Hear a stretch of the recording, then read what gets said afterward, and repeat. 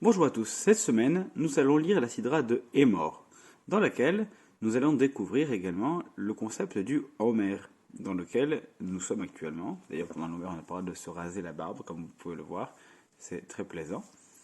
Bref, et donc, dans cette Sidra de Hémor, il y a effectivement l'origine du conte Usfartam lachem imachorat Shabbat. Vous compterez pour vous à partir du lendemain de la fête, Shiva Shavuot et Lemot, 7 semaines complètes, entières.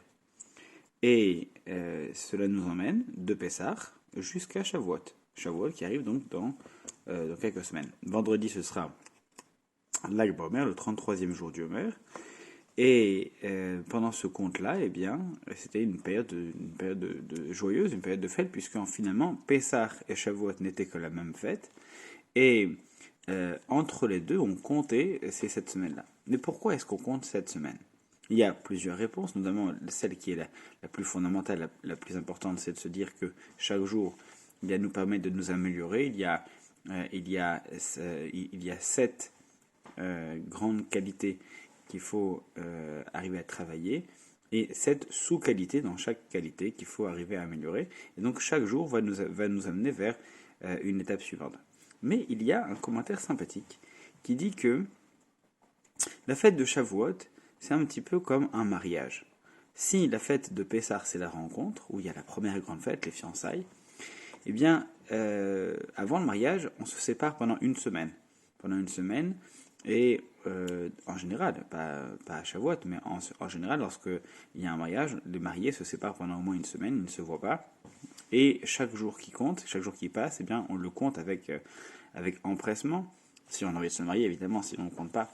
Mais si on a envie de se marier, eh bien, chaque jour qui passe, ça y est, ça nous rapproche de la date tant attendue. Et donc, chaque jour, on va compter les jours qui nous séparent de ce mariage. Et ça va être un petit peu ça qui va être développé dans le conte du Homer de manière exponentielle, puisque c'est 7 fois une semaine. Ces 7 semaines-là, c'est comme 7 jours qu'on consacre à Dieu, dans lesquels on va compter chaque jour qui nous sépare, qui nous rapproche plutôt, de la date du mariage. Puisque la fête de Shavuot, c'est le zoug qui apparaît, c'est le couple Akadosh Baruch Hu Israël, Dieu et le peuple d'Israël qui est en train de se former à ce moment-là. Eh bien, ce couple-là, comme n'importe quel couple, eh bien, est en train de se construire et il est en train de compter chaque jour les jours qui le rapprochent de cette union. La fête de Shavuot, c'est vraiment comparé à un mariage. D'ailleurs, dans certaines communautés, on lit la ketouba, on lit l'acte de mariage, dans lequel on met en scène donc le marié et la mariée qui viennent et qui s'engagent l'un pour l'autre. Et puis Shavuot, c'est vraiment le don de la Torah, c'est vraiment l'acquisition, le kinyan, comme dans nos célébrations. Arrête mes coups d'échelle, tu m'es consacré par cette alliance. Eh bien, nous avons été consacrés par cette Torah, distinguer, créer cette relation d'exclusivité. Bon, en tout cas, cette union qui se célèbre lors de la fête de Shavuot. C'est donc assez intéressant de se dire que le conte du Homer est à l'origine une période qui est extrêmement joyeuse. Une période qui est extrêmement joyeuse parce que c'est une période d'impatience lors de laquelle eh bien, on se rapproche de plus en plus de la date du mariage et de Dieu également par notre préparation.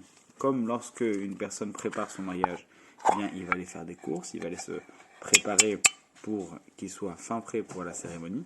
Nous aussi, afin de recevoir la Torah, on se prépare psychologiquement, spirituellement surtout, à pouvoir être capable de recevoir la Torah. Et c'est tout le travail et toute l'impatience qui se transmet par le biais de ces jours-là. Vous compterez pour vous, c'est l'expression qui est employée dans la Torah, pour vous parce que il faut que ce compte soit pour nous, non pas pour Dieu, ce n'est pas uniquement parce que Dieu nous l'a demandé, mais parce que ça doit représenter pour nous quelque chose qui nous touche et qui nous donne envie. C'est donc pour ça que l'expression « vous compterez pour vous » a été choisie, parce qu'il s'agit d'abord de comprendre quel intérêt ça a pour nous avant de considérer cela comme une obligation, donc qui serait, elle, pour Dieu.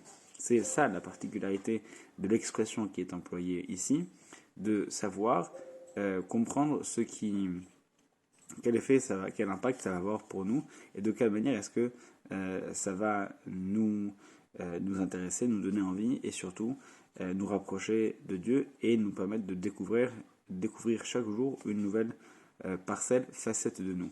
Usfartem lachem machorat Shabbat, le lendemain de Pessah, vous compterez pour vous, afin de se rapprocher, de se découvrir et d'arriver lors de la fête de Shavuot en étant une personne tout à fait complète, entière, prête à aborder cette fête de la célébration de l'union entre le béni Israël et Kadosh Baruch Hu et de l'acceptation de la Torah.